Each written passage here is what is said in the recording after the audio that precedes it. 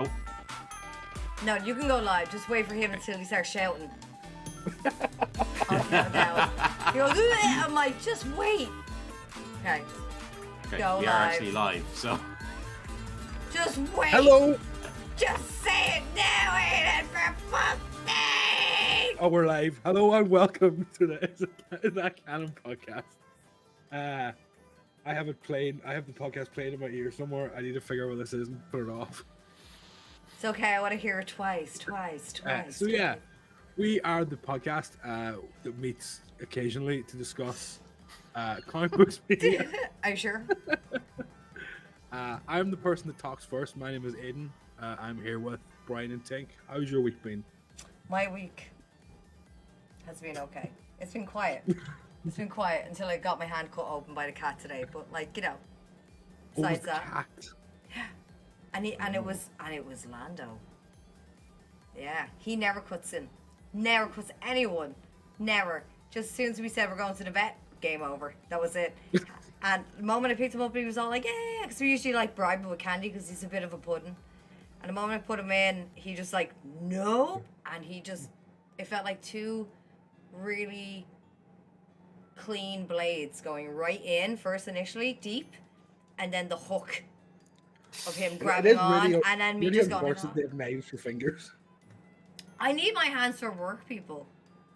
That's gonna suck. It sucks, but anyway, here we are. Is it sore?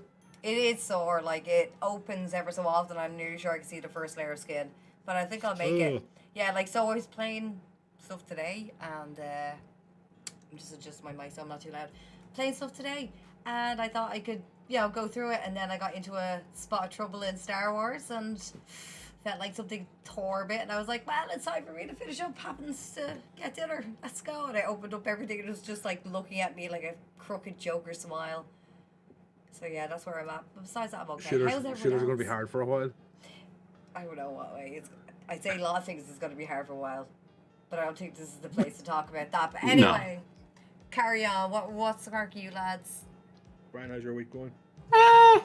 Busy would be my, like, busy in work. Got myself a my job gave us a mental health day, and I was sitting around bored, and I went and bought a guitar because I haven't had a guitar in Galway. It's just a cheapo one, but like, it's, you know, haven't played in a year or two. Used to play all the time. We've discussed this off camera before. Like, recorded a couple albums and stuff, so it's really nice just having an instrument to fiddle around with since I moved down to Galway. I've read a lot of comics to do with things that we're going to discuss, believe it or not. Oh yeah. Almost by coinkydink, but like, they came up in the news after I read the comics, so a couple of little tangents. But yeah, it's been pretty good. How about you, Aiden? Not so bad. I was sick there last week, and then this week's been doing pretty. Yeah, this week's been going pretty well.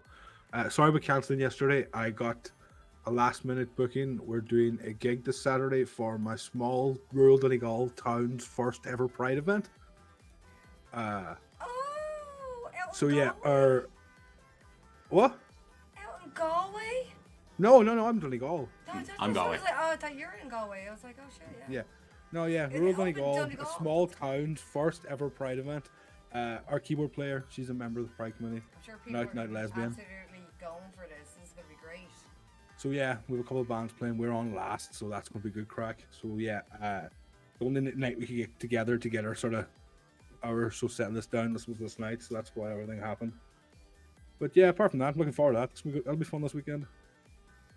All right, what about you, Braino? What am I doing this weekend? What are you doing this weekend then? Besides watching The Boys. The Boys. Pretty sure I'll be mowing me ma's garden in Dublin. Wow.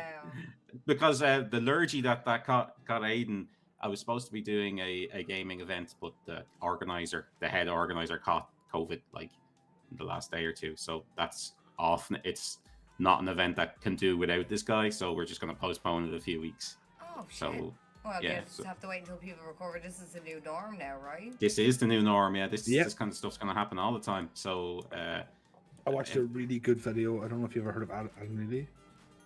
Who? Adam Neely. He's a bass YouTuber.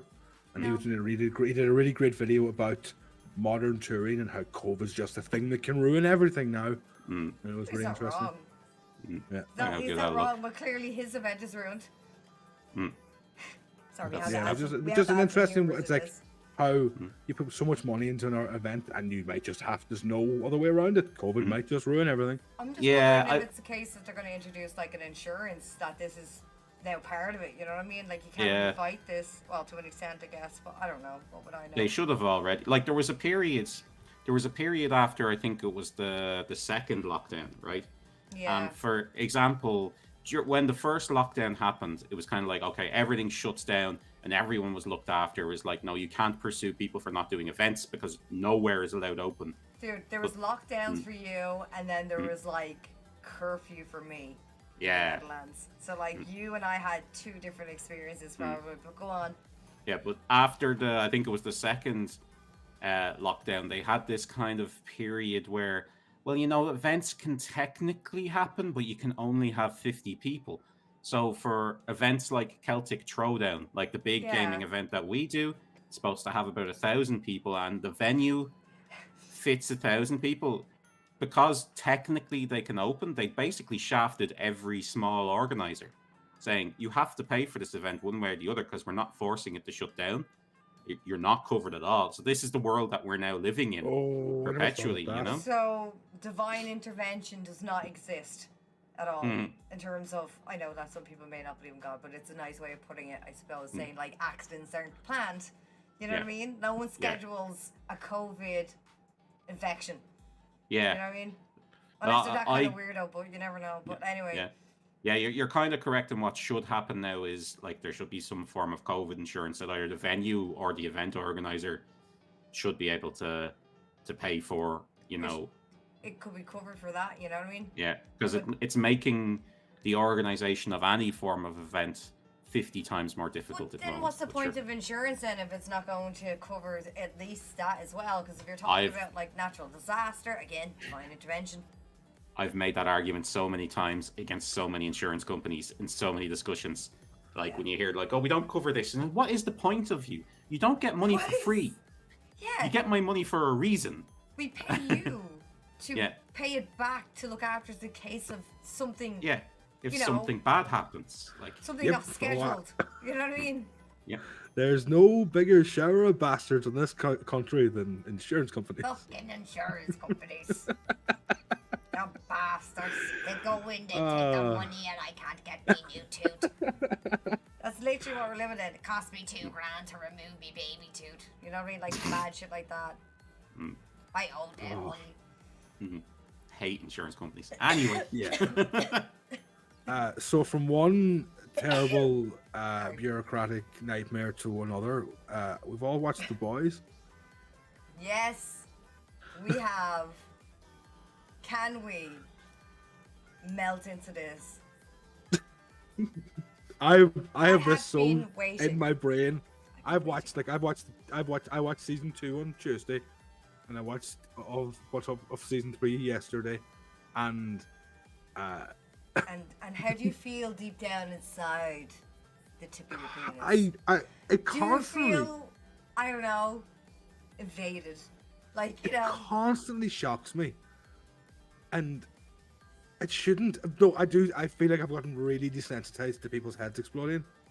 Oh yeah, totally desensitized to a lot of stuff lately, but like that, yeah. But this. But there's I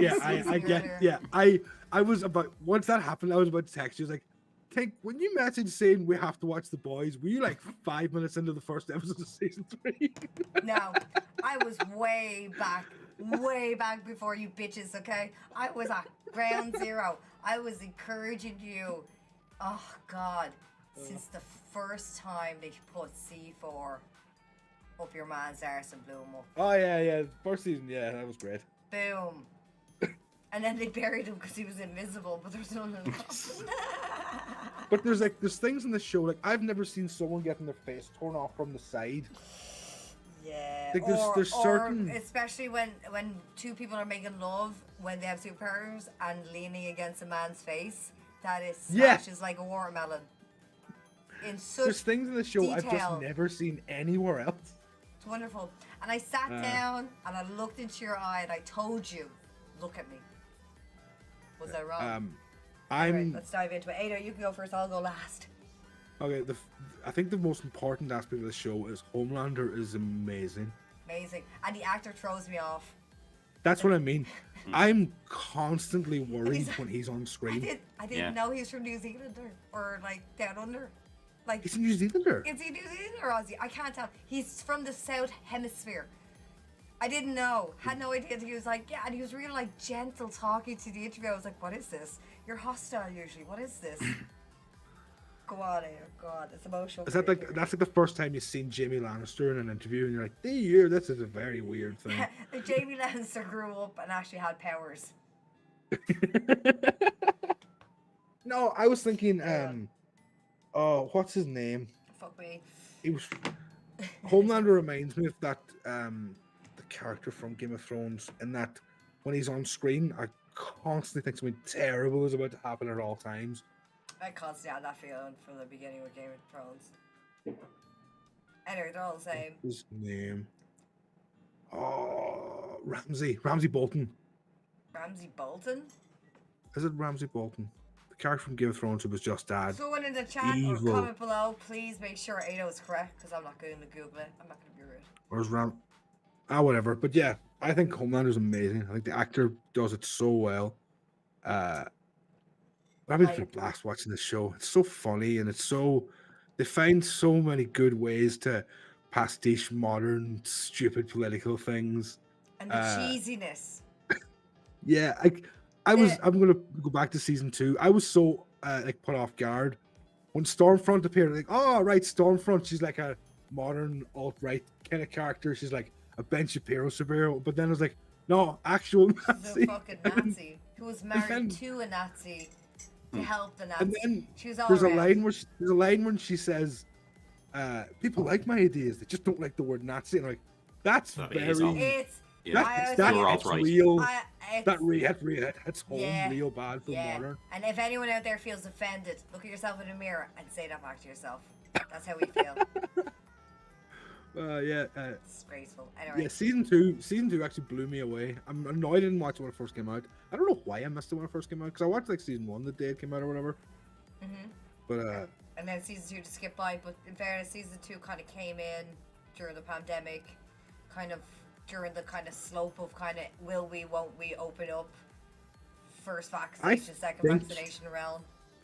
I think season 2 hit when I was like deep in a Destiny hole and wasn't doing any media that would except make sense. playing that Destiny. Or watching shows I'm telling you to watch. Yeah. Look, I like games a lot, and it's hard to get time to do everything. I know. I get it. I bleed for my art too. Okay, I get it. My God. Like, I know, like, at the end of the day, it's just, it was a show that I wasn't expecting from, like, the straight off the bat. I thought, it's going to be cheese. And then the more you got into it, it was like, this is good shit. What do you think, man? Tell me. Go in. Tell me okay. I was about 3/4 of the way through season 2. I finished season 2. I've missed episode 3 for some reason. The file failed. So I haven't seen episode 3 of the new series. Don't care if anyone spoils anything, because I saw episode 4, so I know roughly what happened. Really, really loved it. I have to say, one of the best moments in the entire series is when Stormfront gets the absolute living crap kicked out of her by the 3 women. I could feel it in my ovaries, man. It was deadly. And so there's a particular moment when they're all like curb stomping her, which is just it's funny as well as it's brilliant. I don't know which one of them says he is. Take that, you stupid Nazi bitch. Yeah, I know it was Starlight doing it. Take that, you stupid Nazi bitch. just laying into her. It's so good. It was fantastic. But just like you, like there's a moment when she's been outed, and she goes, "This doesn't matter. It's a deep fake." And the way she said it, like, she doesn't believe it. Like, she's just, it doesn't matter. It's a deep fake. Yeah. Like, it was like, "Hi, Trump." It was really on the nose for that, and I think what we're seeing for the next season is kind of bleeding into a lot of stuff that obviously we're seeing in an IRL world kind of party, but it also was in the comics originally, Speaking of, like, there's one moment in season 3 where I shared the page with you. Like, they take the piss out of one of the most beloved Superman moments ever from All-Star Superman. with the woman on the edge. Yes. In a brilliant way, very funny way. Like Homelander just doesn't care. Doesn't care.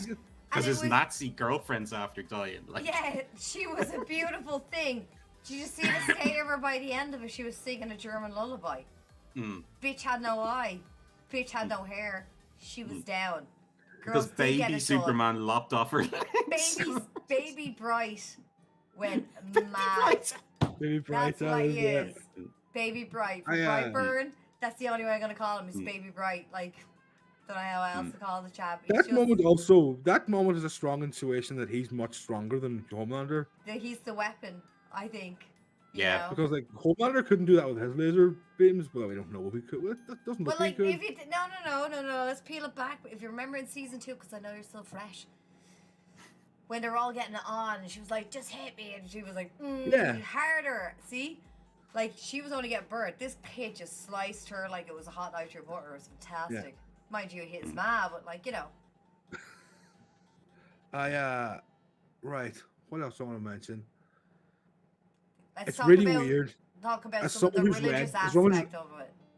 As someone who's read The Boys, it's very odd that the comic kind of starts at the beginning of season 3. In the comic, The Boys, they are a CIA unit from the beginning, and they have the temp power drug from the very beginning. Yeah. And it's really weird that when season 3 starts, I'm like, this feels like the comics is starting, as if the first 2 seasons are almost a prequel. In it's a weird way. It's a bit like Invincible in that respect, that they've compressed, it's like ultra compressed storytelling and then like really decompressed storytelling. Yeah. It's like they're picking one moment and they're just going to really expand. Yeah, they're folding in the pages to make them shorter for the journey of what they're trying to tell. That's what I mentally see, I guess. But yeah, like, it does have a lot of that where you're seeing like a lot of the things like in the comics where Maeve is supposed to spoilers just in case it happens. Spoilers. So just in case it does happen, Maeve goes in and tries to take on Homelander, and she takes her sword, which actually turns out to be a prop, and hits him over the head and splits in half, which I thought was really funny. How it happened during the scene with prostitutes or the escorts ladies of the night, or maybe the fucking the travelers with the dildo scene. Again, need to watch the show. But there was one scene where Kimiko grabbed one of the Maeve's marital aids, and then went ham with it. And then it was sliced in half, and I saw that. And I was like, oh yeah. The bit with just the dildos vibrating, and it's like, I think it's in somebody's chest. No, it's neck or something. It's so funny. It's really, I'm not a gore person. I think this show has really desensitized me to some real horrific stuff. Really gives me a Deadpool feel of what I've been urging for, and I think they're like, okay, they're looking for this, so let's add in all of this cheesy elements and really make it fucking dark. Like, what do you think of the religious aspect, that kind of like so-called Scientologists, kind of like the frescoes, drinks? I will take any opportunity to joke about cults personally. I think cults are a great storytelling apparatus in almost any show. Yeah. The bit where he's like, I haven't paid the money to find out we're just spores from space. Oh, that's so true. That's so real. Yeah, like I love all that. Yeah, I saw someone point out that the fresco thing is that they're drinking the Kool-Aid, they're drinking the fresco. Yeah. Yeah. Yes. Yeah. Fresco. Yeah. I think that's pretty funny. I have also heard Fresca is horrible. I don't know. Tried it. I don't drink shite. That bit, the Jenner Pepsi police moment. That is so funny. God. I crapped myself laughing at that. That was really good. That was the highlight of season 3 for me so far. Was that one moment with A-Train? I was crapping myself laughing. Like, brilliant. A-Train trying to make himself to be Black Panther is pretty good. Yeah. It's kind of weird. They've done a really good way of giving, like, of making... I remember, like, the show started and, like, A-Train in the Deep and all that. They're characters that have kind of really developed, and they're awful pieces of shit. They're awful assholes, and I think that's how good. In a weird way, Yeah. You can see how their minds work, and that's an interesting concept. And they're struggling. Both of them are struggling. Yeah. But no one will admit the fact that they're struggling against this guy because nobody wants to look weak in front of him. You know what I mean? Even when the new fella came along, it's like, shh, you don't want to hear him. Yeah. There's a bit in the middle of season 2 where even though A-Train has been like the most gigantic asshole, there's a bit where you realize he's been kept out of the 7 because she's a Nazi. And he's like, oh, that's... Even though he's the worst guy in the world, I'm not okay with that. Yeah. I got the papers. Take her down. Because, like, I think this season, and obviously, like, a lot of fellas on YouTube and all that stuff have said it, and you do see it, it's all about power this season. Everybody's in search for power. Everybody wants to be bigger than a person or better. But I think what the best thing I feel about this tipping point of this season is Homelander and Billy the Butcher going head to head and having very, very similar, like, not only goals, but similar fucking hatred and personality in a way. Not in terms of the racism or anything like that, but the sheer, like, misery, you know what I mean? It's crazy. I haven't read. Bad guys. Yeah. They're the 2 bad guys. Yeah, Billy's a bad guy as well. That's the way I look at it. Yeah. Both sides have a bad guy leading them. I haven't read The Boys. Is there a particular reason why Billy gets the exact same power set as Homelander when he takes the temp fee? The temp fee doesn't give him. That's for Yeah, okay. As far as I remember, the drug they have in the show just makes them strong and like endurance. And no, it's in the show. It's different because what's his face? Huey has different powers. Yeah, Huey has super speed. Yeah, but I mean in the comics they just have like generic, strong, fast endurance powers. Okay, okay. Yeah, so they're actually deliberately making a choice in the series to give Butcher the same powers as Homelander. Yeah. He gets the IBs and he gets the I feel like it tells the whole kind of like, you know, when the serum was taken, obviously in Captain America, you know, bad makes them worse, blah, blah, blah. Like, if it enhances, I was like, I wonder if it enhances that person of what they're going for. It looks like to me that you get the person who caused your trauma's power. That's what I was thinking because of translucence. Because he teleported. A-Train killed Huey's girlfriend as well, and now he has powers. Powers. Then again, the last thing to scare him and give him a fright was the little kid in the kindergarten that kind of teleported over. Stillwell's kid.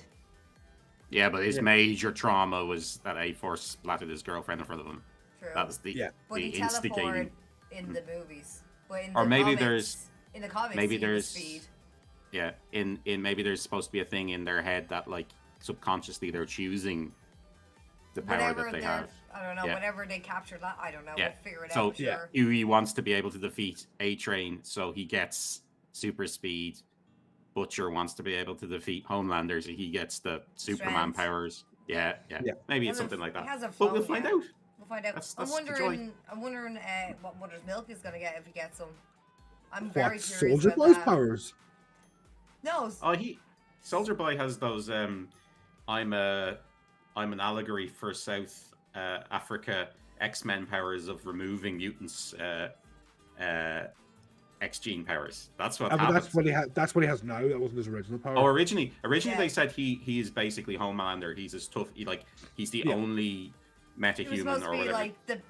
Like the equivalent of Cap America, but like Fisher Price version, I guess. Yeah, but way stronger than Cap, probably. Yeah. Or, and not having such a patriotic ethic, I guess, in some aspects of our morale. But yeah, then I imagine what's happening now is since the Russians have been, filling around with them, and your one little Nina's supposed to be like doing the deals on the back end with what's his name from Vought the head. Ernesto? In the comics.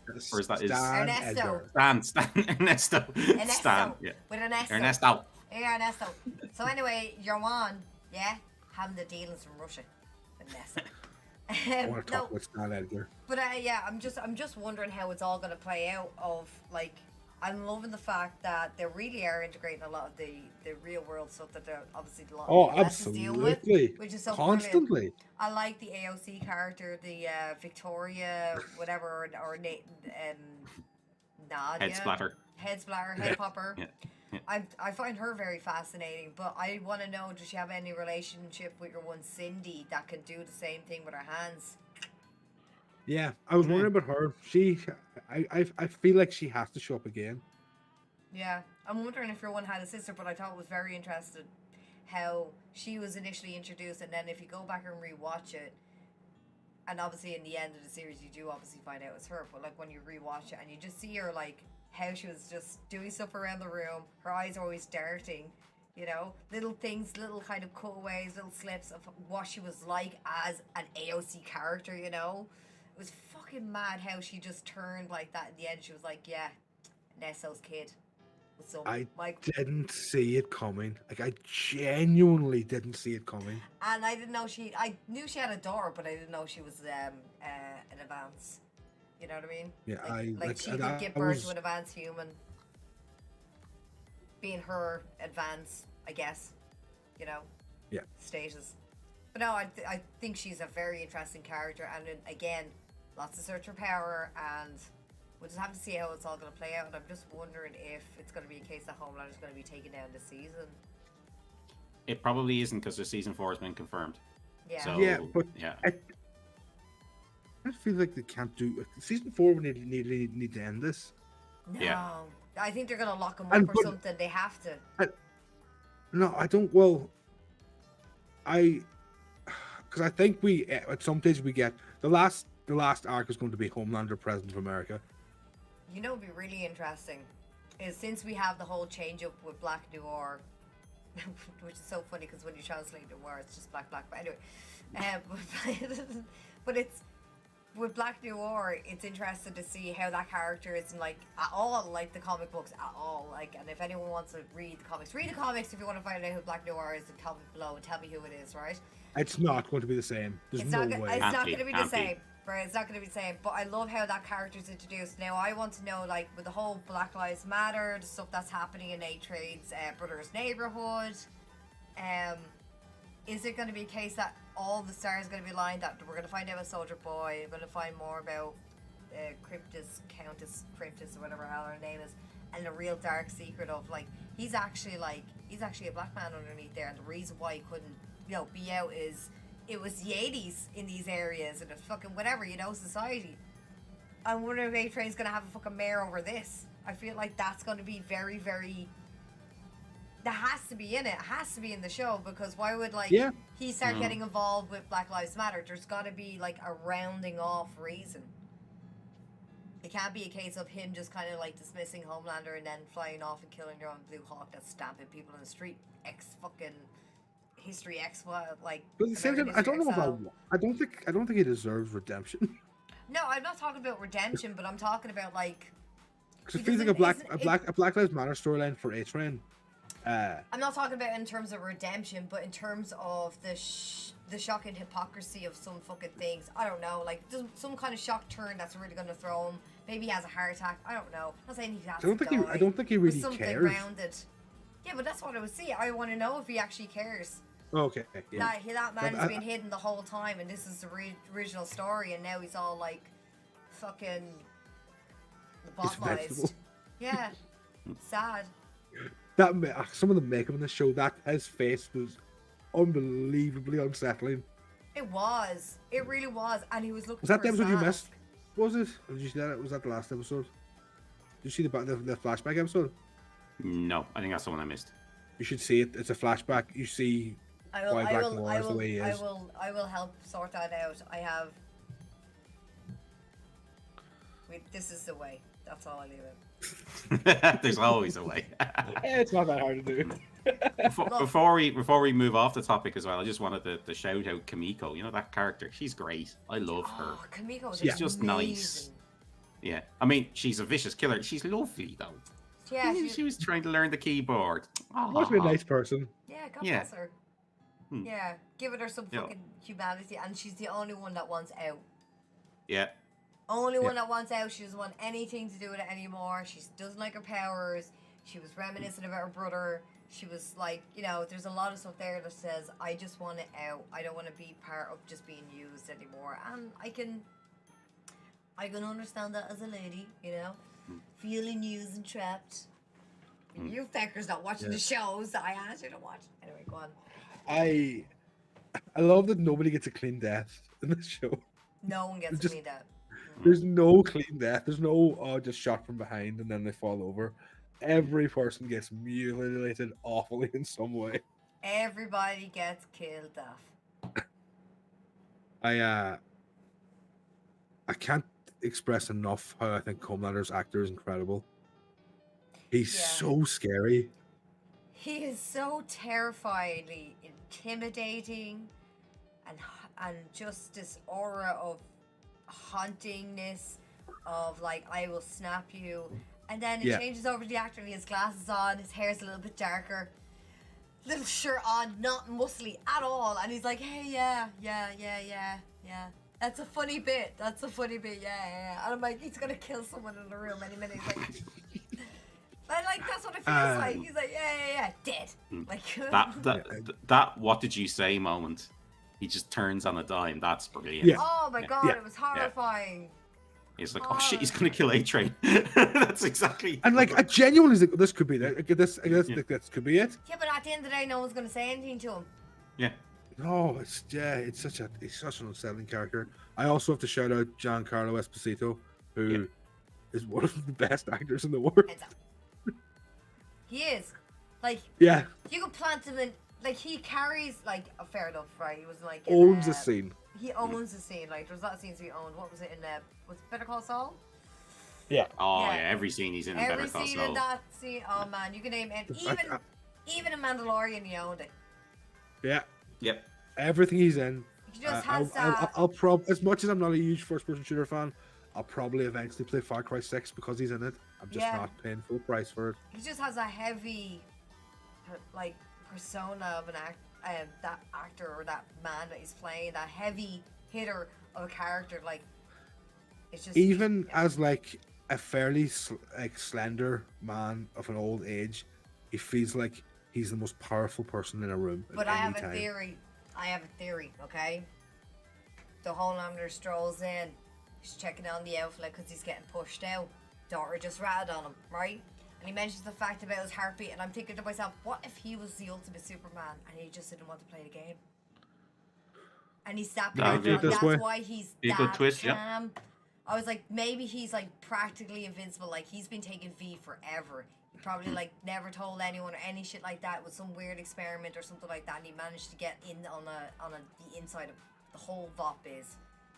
You know what I mean? Like an inquisitor, right? So, like, that's what I was thinking. I was like, how does it make sense that this man is constantly calm, especially around that kid that can pop heads? What happens if she sneezed? You know what I mean? Like, I was just thinking to myself, I was like, what happens if she sneezed, looks at her finger? We know what happens when people sneeze. Such a great opening to that goddamn show. Oh, it's so good. I couldn't, there is a thing about... get it off. Like, I couldn't take it off. It's like, but like, every superhero in that room is finding a way of taking this guy down. You're finding the same way, but you're not even shook. Superhero. There is something to do with Stan Edgar in that I think even him not having powers, proving that the most dangerous superpower in the world is being a CEO. Yeah, like, that's a given at the end of the day. Money is the real superpower, and running a company, it's not about, like, that's his superpower. Yeah. That's why he's calm and collected. It's terrifying. I also think that. It's literally terrifying. Like, I don't like it at all, but what can I do? We just have to wait until Friday. Like, anyway. Starlight's actor was really good. Everyone else is fantastic. Even Richard Gere's kid is fantastic. Who's Richard Gere's kid? Huey. Oh, Huey's Richard Gere's kid. I didn't know that. Richard Gere's son. Google it right now. Please let me know if I'm wrong. Right now. I do. I hope season 3 gets another what do you call them, cameo? Oh my god, Space. yeah, with what's his name? From Space. Charlene Torn was in the literally for the redo of the 7 for VOT and all that, for the dawn of that. Sean, no, that's his character. Edgar, no. Edgar Wright. Oh my god! He's one of the most famous actors in the Simon world. Pegg. Simon Pegg. I Yeah. think another Simon Pegg cameo. It's a real shame. It's a real shame we didn't get The Boys made back when Simon Pegg could have been Huey. Yeah. That would have been an interesting thing. I don't know. Huey was drawn to be Simon Pegg in the comics. Yeah, I know that. But like when you kind of think of how the Huey is played now versus how Huey, Yeah, well, there's such a different entity at this stage. They're like tangentially connected. They're so different. The only real, even Butch, some of the characters, Butcher's very like how he is in the comics. Oh yeah, totally. Great casting for that lad. I'm such a Carl Urban mark.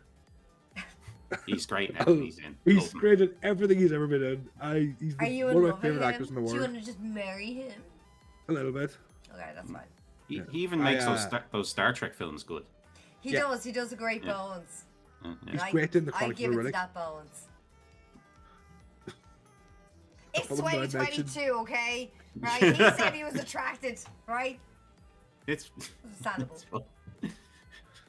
There is a great show called Short Poppies that I might have mentioned before, and Carl Urban does a small cameo, and it's one of the funniest bits in the whole show.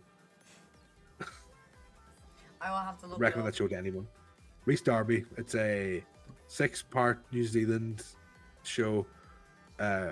Every episode, Rhys Darby plays a different odd person in this small town. And do you know the documentary Tickled? No. Oh, you definitely watch Tickled. Anyway. The Tickled is a documentary. The guy who made it is basically the New Zealand Louis Theroux. So the whole show is this guy going to this small New Zealand town and interviewing different people among the community who are all played by Rhys Darby, and they're all whack jobs, and it's really, really funny. The last episode is Rhys Darby playing all 6 of them at the same time in one episode. Jesus Christ. Orphan Black, like. Is that what that happens in Orphan Black? Oh yeah, that's tangent time. That's why the casting of She-Hulk is so good. In Orphan Black, Tatiana Maslany plays about 12 different clones of the one character, often talking to themselves all the time. And there's one particular episode where one of them gets sick and another one has to imitate that character who's sick. So she's playing a character badly imitating another character that she plays. And you know that she's another character badly imitating the third character. Sounds like such an interesting acting experiment. It's brilliant, and she's brilliant at it. That's why people are like people are watching Moonlight going, oh, look at him playing 2 characters. And I'm there like, Tatiana Maslany does like 8 times of that in one episode of Orphan Black. Orphan Black's great, by the way. Michael Keaton, Multiplicity. Never seen that film, but I see your She-Hulk and Raise You Vulture. Raise me, yeah, Michael Keaton. like Nicolas Cage an adaptation. Jesus. Haven't seen Adaptation, actually. So. Adaptation's a good film. Nicolas Cage plays 2 people. Oh my god. He actually plays 2 people in the most recent one as well. I've seen it recently. Sorry for spoiling, but yeah. I won't tell you the other character that he plays, but yeah. You'll love it. You'll thank me for it. Is it Leaves of Grass? Edward Norton plays 2 people. 2 brothers. It's a good film. Into the top 10 films where actors played more than one person. We're on a tangent. Right. Okay, so okay, boys, move on. How many patties for boys recommend thus far? If you see the guy blow up from Guy's dick, I'd say 7. I'd say 6 exploded heads out of 7. 6 There's pops. been way more than 6 or 7. One scene was like 30. It gets a lot of splats for me. Yeah. I would highly recommend it if you want something shocking and giving you a giggle with a lot of gore. It's really, I will say this show has really desensitized me to gore. Like there's bits like in early seasons where I look away a lot, and that's kind of stopped happening. Yeah, but they kind of go a little bit, cartoonish in a way with it in terms of the gore. I feel like. Yeah. I'm just not good with gore and HD in general. Oh wow, we know your kryptonite. That's nice. Yeah, I love 80s gore. 80s gore is the best. I want it to be more paint and mints than paint and mints. Paint and red mints. Red paint and a I want it butcher's to look like mince. a bolognese. Like But yeah, so will we go from one end of the spectrum to the completely opposite end of the spectrum? Oh, please go on. We'll talk about a kids show. You know. So I've seen the first episode of Miss Marvel, and I haven't seen the second episode, and I'm going to watch them, but I don't think this show's for me at all. I feel it's like not for you. It's not really for big boys like you. This was not an easy watch, I will say that. People are questioning you, Ado, I guess. Why are you watching a kid show, Ado? I watch a lot of kids shows. Yeah, but not this kind I'm of an anime fan.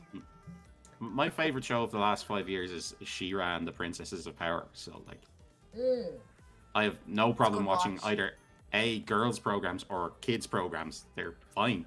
Yeah. You see, that's the thing. There's a big difference in kids programs and teenagers programs. Yeah, teenagers programs are harder. Teenagers programs are way harder. Cringe fest because we're all there. Yeah. It's such a it's so cringy. So okay. So how did you feel going through the first episode in terms of the story of what was played out first for yourself, Ado? I find the story of overprotective parents not letting kids do what they want to do to be a bit trite and overdone. Yeah. In saying that, from everything I've sort of read from people talking about this show, and coming from an Irish family. Yeah, this seems to be a really genuine take on Pakistani families growing up, and it's not something I would get, but it seems to be a really genuine look at like how Pakistani families are. So that kind of overrides how I feel in that sort of way. I think Kamala Khan's great. She's like real, just a nice. There's a joy to her as a character. I find the school stuff unwatchable. I just can't. Oh, it's so. I'm so beyond someone being uncomfortable in a high school while other people are cool and they're trying to act cool, and it's just not something we never grew up with this, by the way. We never grew up with this. We is all not had to wear Irish the same uniform. Okay, nobody was different. Yeah, and I don't know about you guys. Boys but yeah, there wasn't any girls in my school. There was no boys. He wasn't allowed to have girls. It was too weird. Oh, I was in a mixed school. I was in a mixed school as well. Yeah. There was no girls in my school, but come age 16 when we all started our part-time jobs, that's when the mixing began. You know, when the great mix began. Yeah, the mix-up. Yeah, the mix-up of Galway 1999 or some shit like that probably was for us. The great mix. But I was a complete nerd growing up, and like there wasn't like people just talk to each other, and there wasn't these cliques and as much as like American schools. From how media has shown to me, it looks like it would kill me. Yeah, like I don't have time for that bullshit. Awful. BS. Like I think that those sort of games just didn't really happen when I grew up. No, never happened in my school too much. No, they were like we had like the cute girls, but there was only 2 of them out of a whole year of fucking people. Like so, it was like just 2. You're only 2. That's it. If they 2 weren't in school, it was just a normal day. You know what I mean? You just had the odd giggler here and there, like, oh my god, sir, I answered the question wrong. You're like, die in a field, go away. Like, and I think there's a level of copy yourself on to Irishness. If people acted cocky and arrogant, people were like, oh, copy yourself on. Yeah, I think it's just I think it's in our nation to straighten the fucking each out. Is it? I think it's that American culture builds people up and Irish culture builds people down. No, I think it's us pushing the air out of your fucking back and your head. You know what I mean? And getting you off that float and being like, come down to earth, human. Like it's. Yeah. You're being weird. We don't do weird. Yeah, people definitely, as far like Irish schools, people definitely treated each other like people more than any display of American. Like I feel like it's such a universal display that there must be a truth to it. But yeah, I do get this. I get this thing as well. You know when you see a nightclub. Yeah. You know when you see a nightclub in an American film. Yeah. And you're there like, I've been in nightclubs in America. I was never in a nightclub that looked like am I just going to the wrong nightclubs when I'm in America? Yeah. Maybe. You know what I mean, though? Like, Yeah. Maybe. No, like, yeah, I get what you're I also saying, feel like those nightclubs might exist in 2 cities in the entire country. in Los Angeles, yeah, maybe that's Yeah. it. Yeah. Los Angeles, New and you York, pay, and and that's you get about more it. than a stamp at the door. Mm. So this is So it. yeah, that's how I feel about like that whole schoolness. I cannot. I don't know, I have like no I time can't for it. tell if it's real or if it's not real, but inside of me it's like, if you're sending this message this hard for this long in this world of society of movies, saying that this is the way it works, There in the has States, to be some truth there to has it. to be there has to be some fabric to it. There has to be, and then if that's the And case, that's really sad, lads. I don't know what you're I was doing. going to. I'm going to say, if that's the Mhm. case, if you're American and you're thinking about having kids, come to Ireland and have them Come to go to Ireland, school go- in Ireland. go to It'll be way Holland. better for them. Go to Sweden. American school seems toxic and It's terrible for it's you. very toxic, yeah. The click And part. it's not like we're not saying there's no bullying or in schools. It's just not a constant. The way It's these not a things make it out to constant- be like. The way it's played out, it seems like it's an ongoing saga of what's the latest tea from the clique causing shit with the chest. And there's a group of 10 like, people who are the people torturers. Yeah, that does not happen. no, It it doesn't does happen. not happen. Doesn't happen. Because if that did happen, the police get called, and there's no fucking around Yeah. there when it comes to your college, especially because I should know what happened to me when I was younger. I had to call the cops when I was getting bullied. I was like, yeah, I'll just leave school. They're like, no, we'll call the cops, we'll set an example. They're like, by the way, if you keep this up, you're not going to college. You're not going to college, and you're not going to college, because they don't accept reports like this. And I think that's the And I fair also find difference as between our well- schools and their schools, I think, at this moment, but you know. I think I was thinking in Irish school, there's always someone there that's I Shit, find as it well, got as long real as in our schools. as We're long gonna as- break the bus and everything, man. Like, as long as I was in school, there was always a gentle giant, like a fifth year, who was huge Yeah, and just stopped people being pricks. well, That yeah. happened in a my lot. school. That happened in my school. Yeah. No, I just kind of took on a few people by using me cheek. Because I just didn't care. Yeah. Like, I just got to the point where it's like, feck this. I even tried to bribe the feckin' science teacher €50 so he wouldn't ask me for the answers to the questions. He goes, how many questions? How many questions do you have there, Miss Tink? And I like slid €50 that I had from working, you know, the pub. I was like, how many's there, sir? And he's like, take your money and get out. I was like, did I have to do the questions? It is funny talking about this as well, and like I feel kind of hypocritical in saying this Why? stuff that I don't like, because a fellow really likes Mean Girls, which is all of this. Listen, I don't understand what Mean Girls, but like, if that is the case, like, just imagine like somebody is telling you this is the way it is, right, for a long time, and you believe it is the way it is, and then a group of people all start believing the same thing. Eventually, that thing will be real, and I feel like there has been years of teen comedies. 10 Things I Hate About You, right? I can go on. I'm just giving you one. I'm just giving you one, right? Not another teen movie, but anyway, that even had it, right? But I feel like over the last, that was 20 years ago. Like they're the same film. That's more than 20 years ago. Bad. More I than know, but 20 you named the same film twice. And Chris Evans, fantastic. We love you. And still never forget that. Never. Yeah, he has an interesting scene in it. You should watch it. Let me know. Comments below. Anyway. But I do feel like after 20 years of saying this is how school life is in the States, the fuck Maybe am I it's gonna... becoming that. I'm not sending my child to school. Not because I'm afraid to get ripped apart. No, it's because I'll end up marching in there, finding out who these kids are, making a fucking nightmare of that, and then finding the parents and making sure they'll never forget. Because you know what will happen to me? Deportation. I'm so thankful that we didn't just copy America. Like I think that's a problem with Ireland when we copy America with a lot of things. I'm very happy that just didn't happen. Well, yeah, No, no. maybe a D4 schools are like that. Oh no, D4 is like so different. My lip is like gone, and all of a sudden I have some kind of a British, American, Irish accent, right? Like, no, I have no idea what they just said. It sounds like you got kicked in the head. My secondary school was a school in North Dublin, St. Paul's, that used to be a private school, but became like a normal school.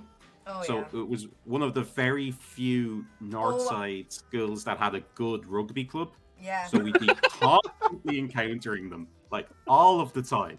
That sounds about right. Well, I think perhaps my school might have been one of the schools that had even the closest to this American system, because the rugby players did get to skive off the odd class and everything like that. Oh, no, we did that too in our school. The same way. Oh, yeah. GA players. Yeah. Yeah. Like, but not the same way. Like, and they never used that as an excuse to treat themselves like royalty. No. We didn't have hierarchy in our school. We had people who were part of. I did go to that kind of school, you know yourself. But anyway, and the way it all worked, it had the same functionality of moving class to class, all that stuff, recess, all that, different quarters in the day, all that stuff. Even to, I was on track, so I would have to go to competition, so I'd get to leave class to go and practice or go to the gym or go and do a fitness or whatever it is. And the same thing happened with our horse riders or poloers, or, you know, we had all that stuff, our golfers. Yeah, we had that. We had golf. We had a golf team. We even had people taking time off to do driving lessons because the yard was so big. That's how my school was. That would have been handy. It was really handy, and that's obviously you couldn't do that because we weren't allowed to have a license until we were 18 back then, obviously. Yeah. But in that years or whatever, that deal or whatever, you used to have people, learn how to drive before they go off and get their learner. Yeah, that's the school I went to. It wasn't very Americanized. It was more like preppy than anything else at that time. Too bad it didn't work. Our PE teacher had like a team for everything. So we had a basketball team. We had girls and boys basketball. Same. Yeah, like soccer. Same. Hurling. Rugby. Indoor hockey. And volleyball. She had a team for everything. We never did volleyball. We did the water polo. Water polo was going wild, and the swimming I didn't know what water polo was until like a couple of years ago. The only reason why we had water polo, I genuinely thought it was like horses in a pool. It was pushed because do you remember Michelle Smith, our Olympic winner that then lost all her gold? God bless her.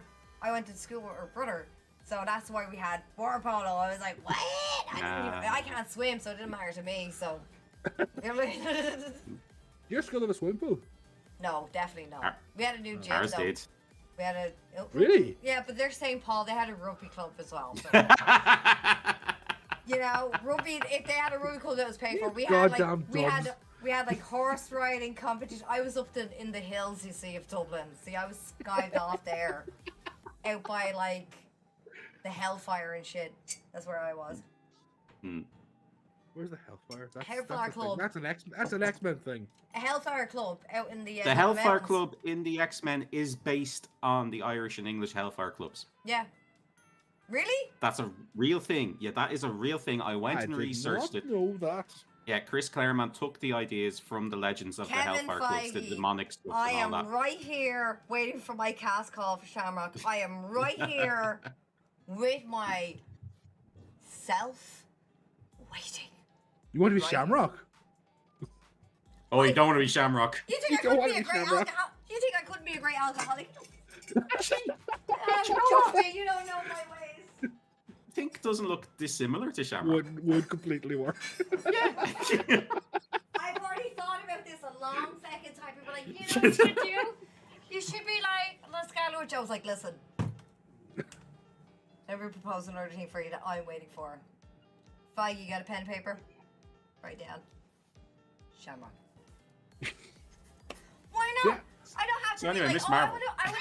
I would love for the MCU to like rehab Shamrock's character and not make her an alcoholic.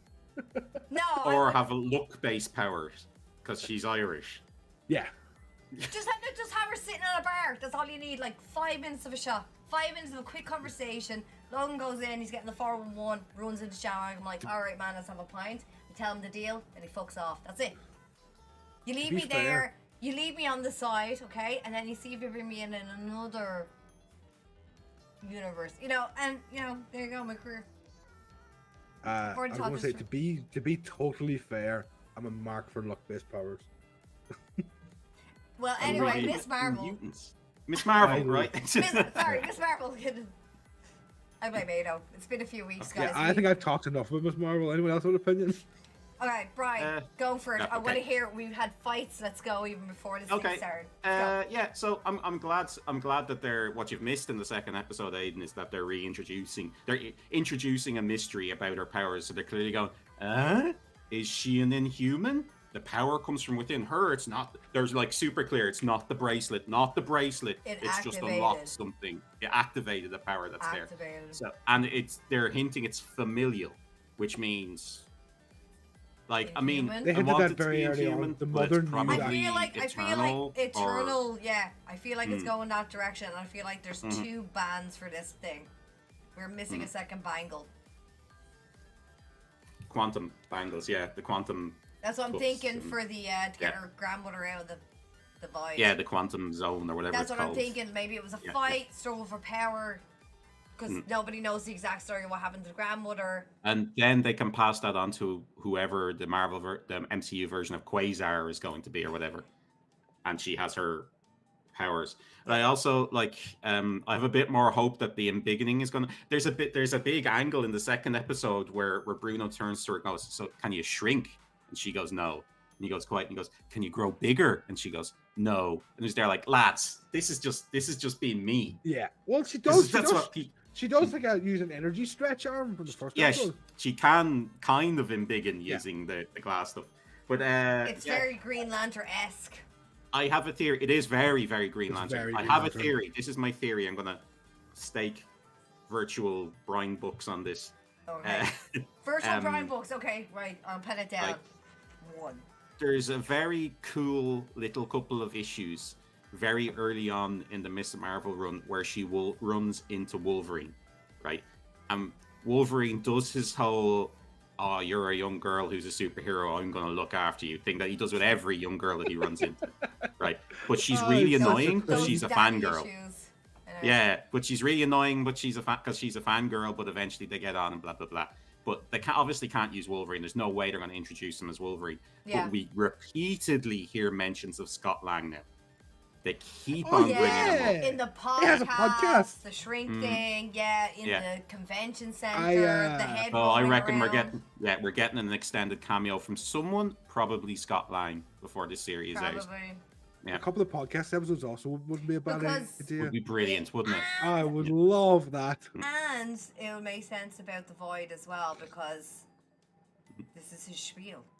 Yeah, the quantum realm stuff. Quantum realm shit. Exactly. Void, is that the bad guy? Quantum bands, quantum realm. Yeah. Look at me. Makes perfect sense. Look at me, Brian. Yeah. Look at me. What did I say before the podcast? I'm the captain now. Is that what you're So the bands are just power unlocking. The bands are just power unlocking. They're not the actual source of the power. Yeah.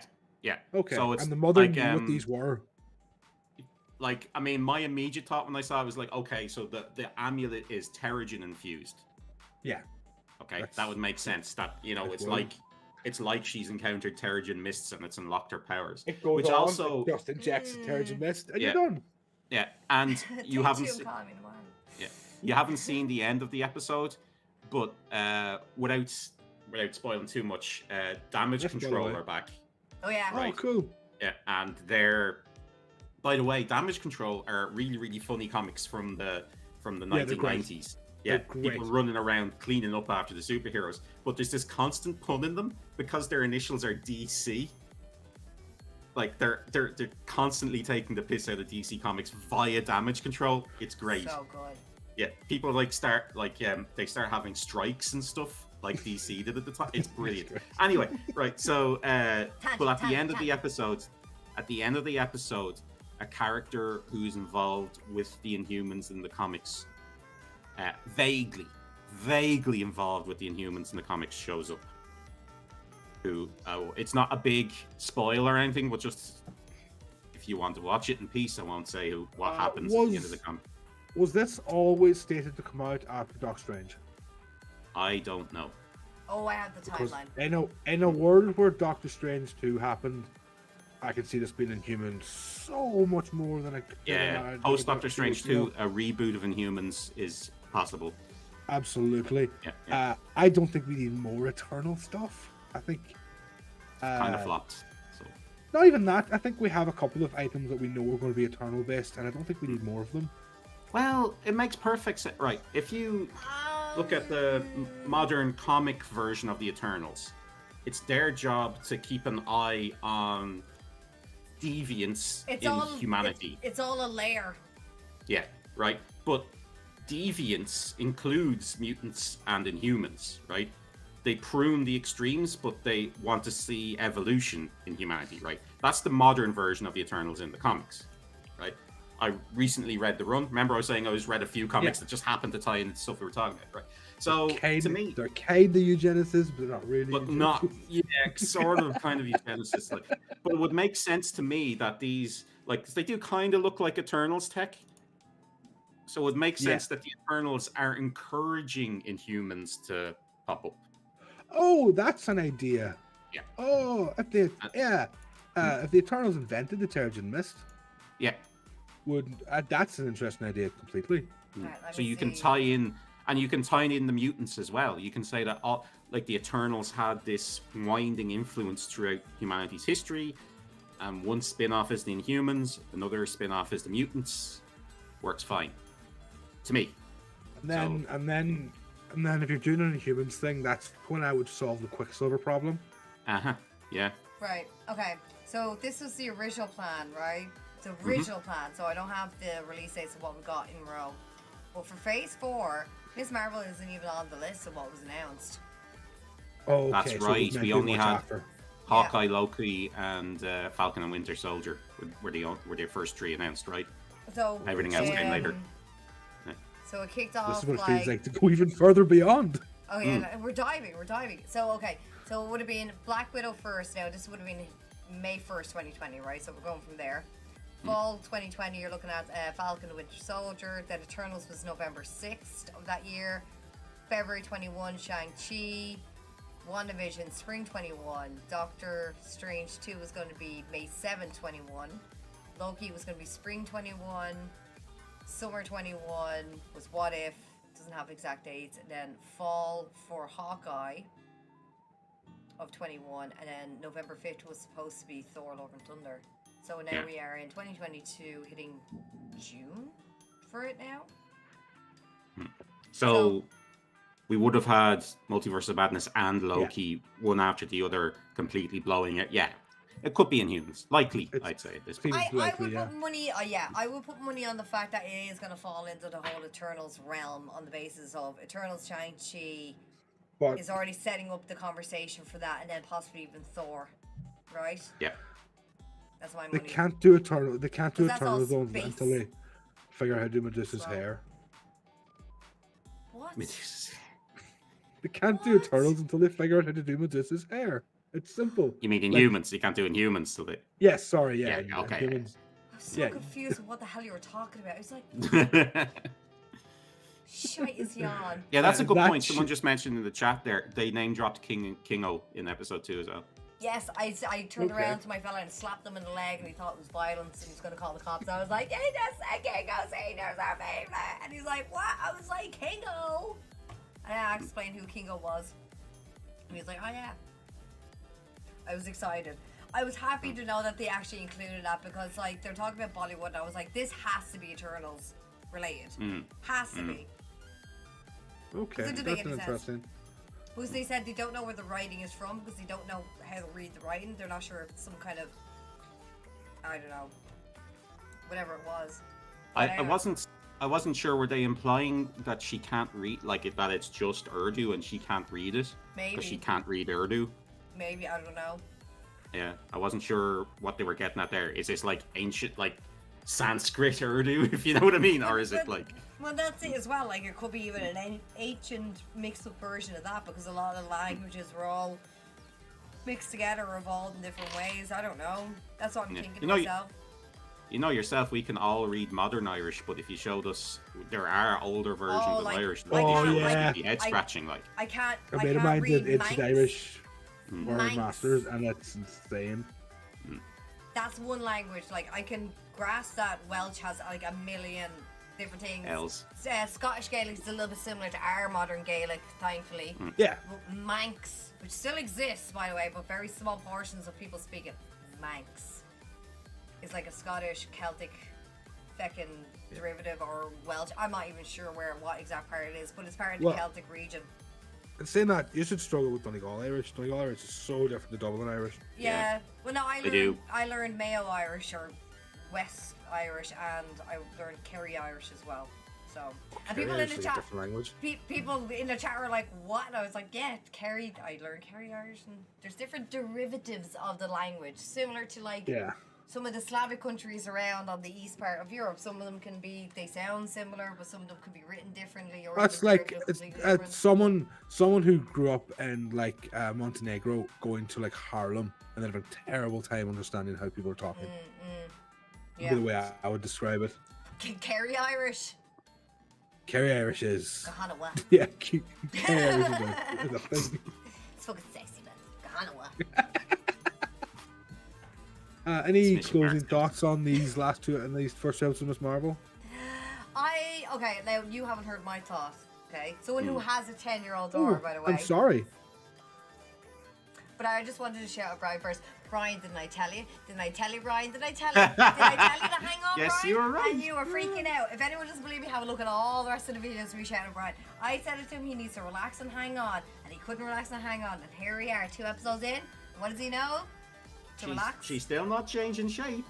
However, that's the thing. That's the thing I feel she has to be able to do. You might be right. I don't really care if she's an Inhuman or not. The important thing for me is that message of her choosing to be herself gets It's not about you, Brian.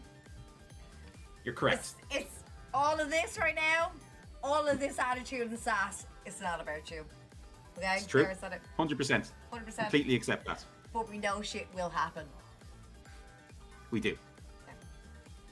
Kevin called me. Anyway, this is my 2 cents. For someone who is in the girly, because I watch all those shows with my daughter. You know, she's 10. I've seen her watch these kind of teen shows or whatever. Of course, I'm gonna watch them. I just want to know what the context is.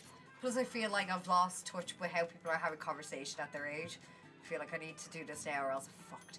Anyway, for me personally, I thought it was really, really fun on how the flow of it went. It was the typical like young teen show, right? It had that lots of high school vibe, you know, coming of age, discovering yourself, challenging things, you know, looking at the future, change. It addressed loads of different things in a nice little way that wasn't too harsh or too fucking like whatever, like just kids being kids and growing up, you know what I mean? That was pretty much, I was happy with all that. Storyline was pretty good so far, and it's just really fun. Hands down, love how they do the text exchanging as they're walking through the environment. Yeah, that's great. That's really original. Yeah. It's very original. I don't know if maybe I'm saying that off the path, but like I haven't really saw it the way it was done like that before in terms of watching a conversation where no words and it's just all environmental. Just the whole environment and the text and the emojis are telling the feeling of the story, and it gives that kind of youth to it as well, which I found really nice, you know, because we didn't really have that with our kind of like growing up. We didn't have text messages going home. We're kind of have to like wander ahead in flashbacks, so it's nice to kind of see that evolve part in kids, I suppose, when you're daydreaming and you're kind of whatever. Love the parents in it. I think her ma's absolute point on this. I like the mother in this. I'm not saying like I can relate or anything like that. I never want to be in that kind of position with my child, and I can respect other people. I grew up in an Irish Catholic household, a little bit similar, okay? So that's why I'm like, I can appreciate the mommy. I understand to a point, okay? I'm looking forward to seeing what the mother's going to bring to the situation, of what she knows about her ma, or how it's going to turn, and why is she so deep. And it's every mother's situation, because I went through it with my niece. Okay, she's 22 now. She sends me pictures at 2 o'clock in the morning. It's a whole horror show, right? But it's real kind of like, it's a whole horror show, and I love her. And I know my daughter one day is going to get like turn 16, and she's going to be doing she's already getting introduced to the ideas that this is going to be something that she will go through. I went through it as well, you know, growing up and discovering things and limitations of life, and I thought they just did it really, really well and kept very Marvel into it and kept it very like, these are kids that really, really look up to these heroes. They're real rock stars in their world. They want to be part of it, and I like it because it's really fun like that. And maybe for you lads, you couldn't really relax at the cheesiness, but obviously me having a 10-year-old, you know, I've learned to adapt the cringe and just kind of get trying to rise above the message that they're trying to send, which is a fantastic message so far. The way they're talking about the religious side of it, I thought was really, really well put together, especially where the best friend or the niece is going up to her uncle to get the votes to change a position in the mosque, you know, or the temple to be seated on the board or whichever. And I thought it was really, really good how all of that kind of conversation came about, her in the toilets, talking about her scarf, her jab, everything like that. I thought it was really, really good. So far, I really, really like it. I would recommend it to people who do have kids that are old enough to watch it and understand it well enough. I enjoy it, and my daughter likes it, so I have no complaints. I think it's really fun. I think her brother's gas in it. His brother just starts like, brother's great. Like, brother's brilliant. Like, it's a Tanya out the evil eye and just starts praying. I was like, straight away, that's a bro. Straight away, that's a bro. He cares about his sister. Good. I like it. What you were saying about the way, like the environmental storytelling and the way the messages and stuff happen, the show does look amazing. Yeah, I like it. That's why it even the sounds of it, of how the music really, and that's what I like about all of the Marvel stuff, right? So far, even Moon Knight, everything like that. It's the music and the fact that they take the culture and they just kind of immerse everything. They make sure to immerse everyone in that environment. Like, this is how we're flowing it, you know. This is the way that life is for this character, you know. Yeah, I think that's a benefit of again, the exploded storytelling. They can take a while with this one character and go, we're gonna approach it from this angle and stick with it for the entire film. Like, that's cool. I like it. And I think it's okay that we're getting that age bracket filled in, because we already have most of what we gotten so far. People have grown up now since Iron Man, which obviously we've seen a lot.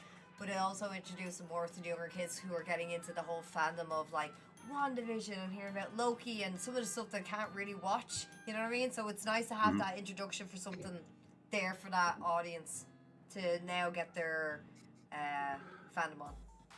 Yeah, I'm not going to be selfish. I think Marvel should make more things that aren't for me. Yeah, I agree. Yeah, 100%. I 100 definitely. It doesn't, like, not everything needs to be for me. Not everything needs to be the same with the movies or anything like that. Like, fair enough, they can go the whole like R-rated with, well, don't go X-rated. Let's not go that far. But like, you know what I mean? But go over. Like, I can remember, this is probably not going to go into the full story, but like, I can remember the exact moment when I realized that, like, I don't own the fandom, and it's actually a really cool thing to see the fandom being passed on to other people. Any other people. In my case, it was actually a few 15-year-old girls and Doctor Who. We all saw the 50th together. I was running an event, and they had a screening of the 50th for Doctor Who, and just happened to be in the queue with some 15-year-old girls who were just crazy about the fact that I was watching as a child their age, well, a bit younger, during the Sylvester McCoy days of Doctor Who. Yeah. And they were really interested in hearing about that. And it was at this time that you'd hear about, in Comic-Con, all these men who looked like me gatekeeping and being dickheads to young people, especially girls, and so like challenging them. You're talking about white males. Yes, I am, basically, yeah. 30 then, 40-year-old white males. Just want to make sure I get that demographic right of what we're all looking for. Go on. Yeah. I'm like, this is my demographic. But when you actually take a minute to share a bit of space with these people, it's a really cool feeling that it's getting passed on, you know? Yeah, I not only take the piss with that, obviously, enough, but I hear what you're saying, like the whole gatekeeping thing, and like, it sounds very childish, like, mine is mine, and you can't touch it, don't touch it, don't change it. At the end of the day, it's not made directly for you. Yeah, It'll it's never a mistake be people always. make. It's never always, no one sat down and said, oh, Billy, you're gonna, fuck you, Billy, right? It's not always made for you, okay? And that's what I like.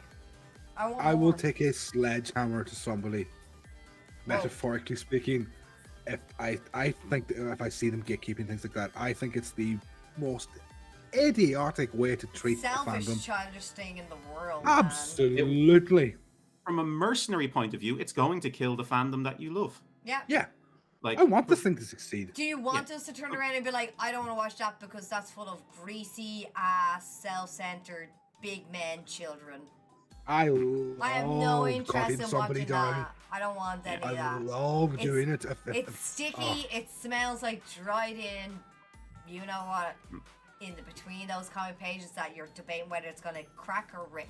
Okay, that's what you remind me of. If that's the kind of gatekeeping you give. Okay. Yeah. I will find you. I will set you down. But no, I hear it was you. Weird. When you were saying that as well, Brian, I was weird. I didn't it took a long time before I realized there's a lot of Doctor Who fans that aren't like me, and that's like it took me a long. Yeah, in my head I was like, I never thought there's like 15-year-old girls into Doctor Who. That's an odd one. But it's the whole super Hulock thing. Just a lot of ways of how they're. But I just remember the moment where I realized these fandoms were large. Like, that's weird. I didn't expect that to happen.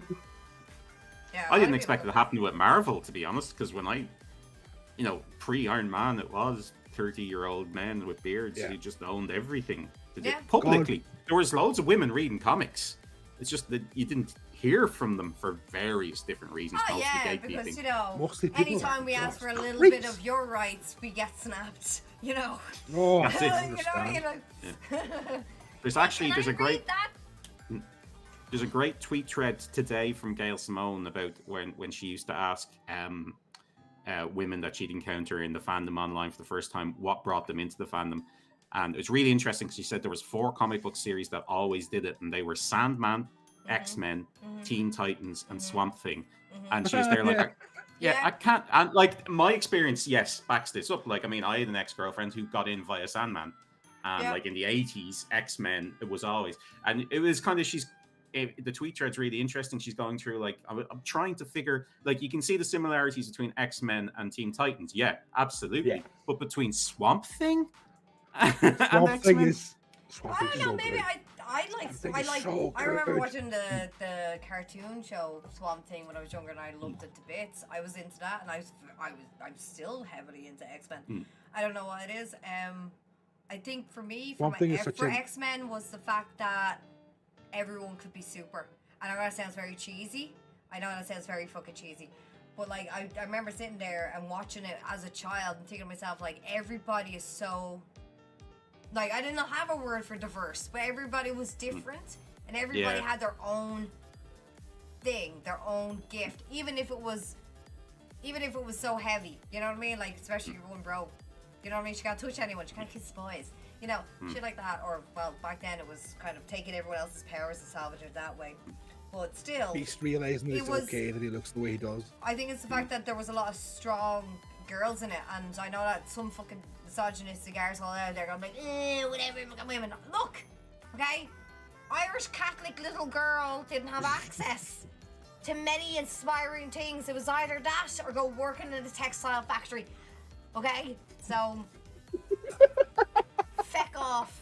But like, no, genuinely, like, pushing that aside, it was the leadership in some of these characters, and it wasn't a case that always everybody, well, obviously Cyclops, we love him, he got dirtied in the movies, but anyway, but still, it was a case that everybody had a leadership or leader role in them, and it was in an equal and balanced way. Like, one day it could be Storm, another day it could be, Cyclops, it could be in the actual Jubilee comics, show, Storm, in the comics, Storm actually physically bet Cyclops for leadership of the X-Men and said, "You're old, retired, get out of here."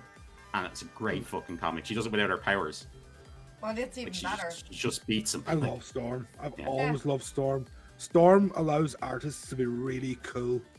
Yeah, I think it's a case that, a lot of these characters all have placement. And again, I keep saying this over and over of where I grew up from, but like, you have to understand this.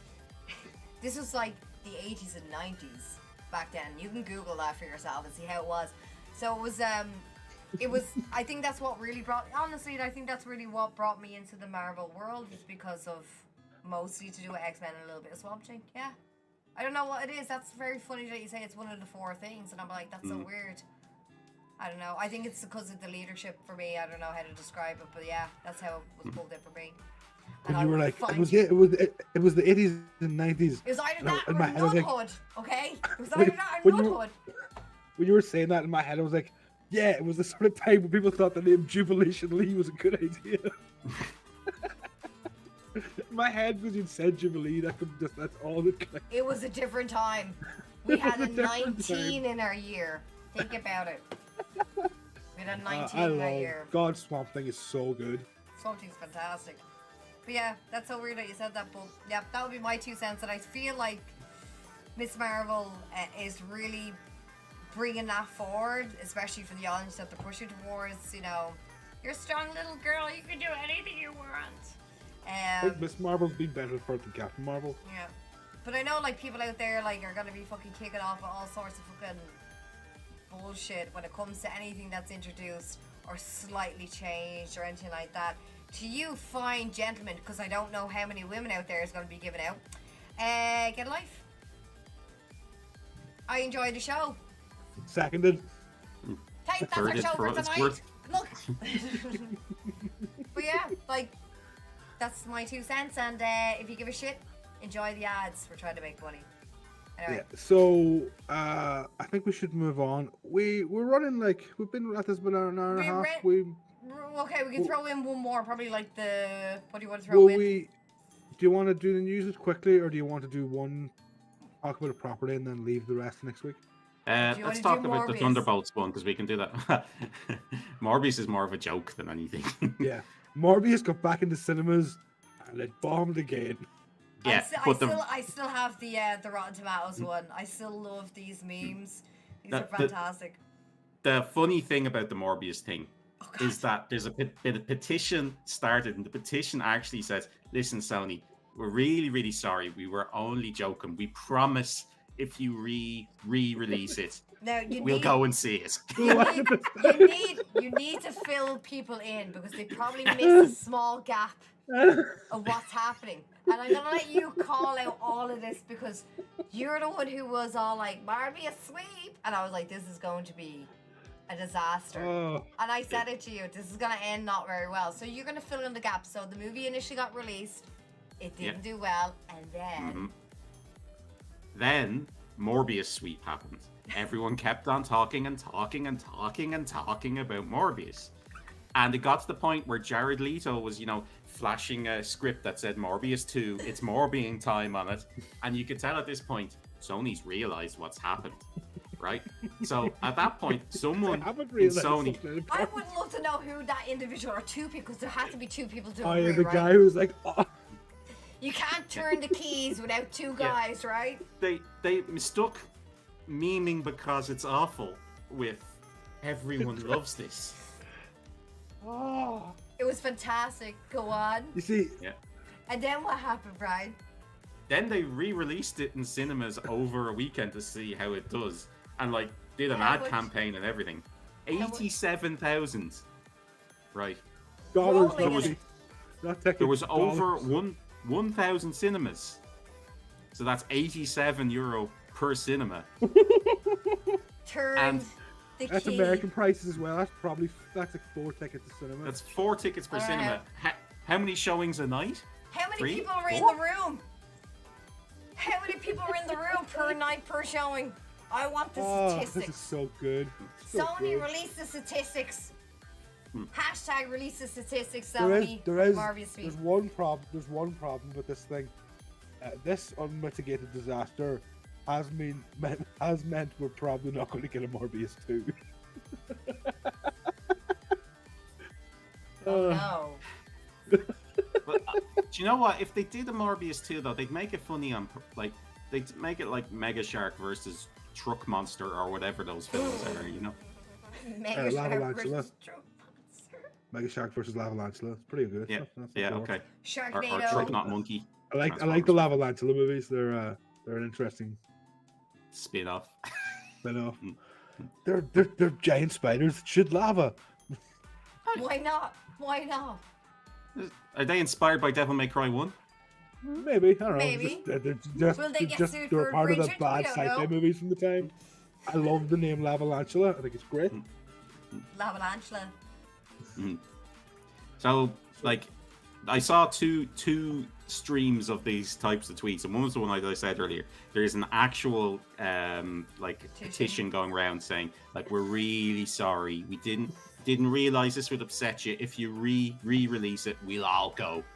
Right, which of course they want. There's another stream which I think is brilliant, which is they're like, I think you're just misunderstanding the brilliance of Morbius. What this needs is a TV series, a full 24 episodes. No, we need a musical. Yes, a Morbical. I'd go see the Morbical. A Morbical. We need #Morbical. Morbical sweep. Morbical sweep. Morbical sweep. # tag me. Let's go. There it goes. I'd go see that. I go see it. Yeah, the Morbical. Yeah. But there is. So we'll go on. Will we finish up by talking about the Thunderbolts thing that Brian wants to tell us about? Oh yes. Okay. So nothing's official. What I'm about to say, right? But apparently there's a director locked in, and certain characters are being locked in for a Thunderbolts, not Dark Avengers movie. Okay, so do you remember that discussion we were having? Is it Thunderbolts? Is it Dark Avengers? I know the discussion. I never get what I want. Go on. Yeah. You always wanted Thunderbolts. I said don't really care, but I think it's going to be Dark Avengers. I didn't want Dark Avengers unless Norman Osborn was involved. Yeah. The only thing other than like there's not that much involved, but they're saying like US Agent and White Widow or Black Widow, whatever they're gonna call Yelena. And a couple of others. But the thing, Hawkeye's wife is Morningstar. You would think so. Yeah. It has to be. But what on the only thing of interest about this is, remember I was saying there's a couple of comics I was reading. I'm reading the newest version of the Thunderbolts at the moment, and I could see this being pulled for this film. And in this, there's like a really evil set of Thunderbolts, because they're doing Devil's Reign at the moment. Being a superhero is illegal in New York. The Thunderbolts are the only legal ones, and they're all villains, right? So the plot line behind this one is US Agent is their leader, but he's actually a double agent, because US Agent is ultimately not evil. Yes. He's a dick. He's a dick. massive. Yeah. He's a misguided cack. Yeah. So he is actually informing on, because Kingpin is behind all of this, and Kingpin has just been introduced. So Kingpin's in charge of the Thunderbolts, and US Agent is actually like a double agent informing. Like he's physically keeping the Thunderbolts in line whenever they're. You have a question? I have a question, and it came to my head just a moment ago. Oh no, it just have Echo series. Yeah, could lead into it. What are we talking about? Yeah, makes no sense. What are we talking about? Like that could actually just fall into there. Like if we're going to start into this in that realm. Yeah. Well, they're saying the Echo series is going to reintroduce the Daredevil world. Yeah. I've already seen Damage Control in Miss Marvel, so I'm just saying Jersey City, New York. Yeah, There's one thing I really, really want to put in Thunderbolts. Bring back Swordmaster. Perfect. Yeah. Completely oblivious as well. Don't make him evil. Yeah. Just pop all in. The show in that in Hawkeye. He was so fun and good, and I really want to see him back. Supposedly, I hear he's the bad guy in Better Call Saul this season. Last season he was. He's absolutely. You see, it was a trick they were pulling on us. He's absolutely terrifying in Better Call Saul. Yeah, that's what I was told. That he's Brian. He's like pure fucking evil. So yeah. So when he shows up in Hawkeye, you're like, oh yeah, that guy's evil as sin. Yeah. It's like I keep on forgetting his name. The guy who plays Esposito. Yes. Yeah, you bring him in, he's going to be evil. It's the same with this guy. Yeah, the first thing that uses him as a good guy is going to be really fun. Yeah, looking forward to that. But that's exactly what this guy as well. Like he's so evil, and he just plays completely against Mark type. Strong in Kingsman. I remember when I first watched Kingsman, I was like, "Oh, Mark Strong, he's going to be the bad guy," and then he was the good guy. Yeah, because he looks like a bad guy anyway. Oh, he's bad in everything he's ever been in. He looks evil. He's great. Yeah, it turns out he's okay in this. And you're like, shouldn't judge your book All by right. his cover. Yeah, I just looked him up. Yeah, he is evil and everything, but Kingsman. But Kingsman. I remember watching Kingsman the first time. I was like, "Oh, that's Mark Strong. He'll be the bad guy." And then, nope. No. Oh. Oh well. So, Anyway. Who do you want for Thunderbolts? Anybody in particular you'd like to see show up? Character-wise, Yeah. Zemo. Zemo, hands down. Yes. Oh, yeah. Absolutely. His Yeah, scheming and is I wa- always great fun. Yeah, and I want him on the knife's edge, like he is in Falcon and Winter Soldier. Like, is he really evil? I He's a just very love good him. dancer. He's a very good dancer. Like, we cannot. This is coming after Echo, so I assume Echo introduces Bullseye. Maybe. You would hope so. I can't see God. an Echo show Bring without back Bullseye. Colin Like Farrell. Why not? Like, feck it. Hey, Get a bit hey, of Irish back into the. I'll sign that petition. I think we should start that petition. Colin Farrell sweep. Let's go. Bullseye in Thunderbolts is one of my favorite things, because he's not a Thunderbolt. He's their He's a he's wild crew missile. card. Like, Yeah, he's he's literally the wild card guy. Like, he's the. Yeah. He's the. Rock them in. Oh shit! Bullseye, What's your man fix out of everything. Your man out of A-Team? What the fuck is his name? The crazy Murdoch. guy. Dave Rock. Murdoch. Oh, Murdoch. He'd be that kind of like. Well, Yeah, except for a bit more violent, obviously, but yeah. There's I don't a know, bit in the Thunderbolts run that led up to Secret War or Secret Invasion. There's literally a pod that they just, if there was in trouble, they just drop this pod into it and they're like, "Okay, Bullseye, kill everyone. If you run away, we'll blow your head off." And they made him out to be terrifying, like genuinely terrifying. I would love to see that. I think with Bullseye when he's treated You know like what I want to see overall? this is the most everything- dangerous guy there is great. Everything in the world right now. I would like to see. I'm still sticking to this fucking situation. Captain Hydra. Where's me evil? Where's me man? Yeah, they're not going to do that. It was No, the most. Chris Evans is not coming back, especially not if he has to be a Nazi. No, I just want someone else to play him. Like, I need. It was also possibly the most unpopular comic book storyline of the last 15 years. I just want to see him. I just want to see him. Like, in a multiverse situation, I just want to see it happen. In some scenario. You might get a cameo for like 10 seconds. There before might his be a head gets what blown if off. episode. I'll take a blow his head off in a second kind of situation. You might even get a what if episode. Oh my god, if a what if episode, like that's because the only reason why I'm asking this is because of Doctor Strange, right? You know when they're passing through all of those fucking different universes and we see a black and white one? There's a feckin' behemoth with a goddamn Hydra sign on the front of it. Oh, I never noticed that. That's why I'm screaming inside going like, where's my guy? Hydra Godzilla. Would we see him? Oh man, and I like a genuine like Nazi Godzilla who was like Zeke Hylian and stuff would be really funny. Jesus Christ. Literally a Zeppelin with a Hydra sign on it parked up outside the Eiffel Tower. Oh, a Zeppelin. I thought you said a behemoth. I was like, that's a what they're behemoth's also a giant creature. No, not just called that a behemoth. It's also called that. I had my head Nazi Godzilla. That'd be really funny. Sorry, that's me and my gaming shit. Anyway, but yeah, they had a Zeppelin, a Led Zeppelin. No, they had a Zeppelin, and I had you need to just slow it down. If you look on the internet, if you can see the trailer of it, if you slow it right down, stop it, you can just see it. Big Zeppelin, Hydra, black and white time. Looks like the 1930s. Like if they managed to take over, and I'm thinking to myself, would we have our guy then? Could we see this? No, I would. In my head, I'd be down with Secret Wars with that kind of situation. You might see it in the Secret Wars type of thing.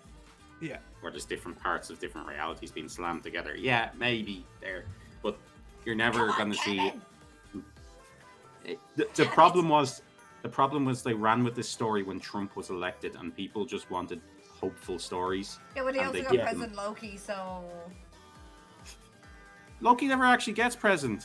He runs for it. He never gets it. Well, you know, it's the fact that he tried. You know what I mean? Yeah. I think he does look good in the suit. I think they were going for the President-Lex thing, but the President-Lex thing was done at a different time. where people wanted to see Lex defeated, but they weren't like, my world is completely hopeless right now, and you've turned this figure, the only figure, well, not only, but this figure of hope into an actual Nazi. So, like, where do I look? Even like, I read most of that arc, and even the way the X-Men behave is just very hopeless. Yeah, it's don't they retcon like a year in? They do, yeah. They realize like it's not. It's just a depressing timeline, and they're like, nah. Yeah, it's not that people were being. Listen, every decision every comic book company makes, people complain. Like, this wasn't people complaining. This is people like gatekeepers. You know? I just but people were just like, I don't want to read this. Yeah, literally like that. That was my reaction.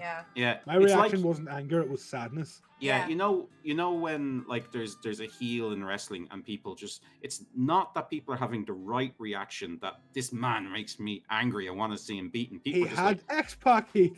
X-Pac heat, yeah. I don't want this guy around. Yeah. I want to turn off, and that's the reaction that arc got.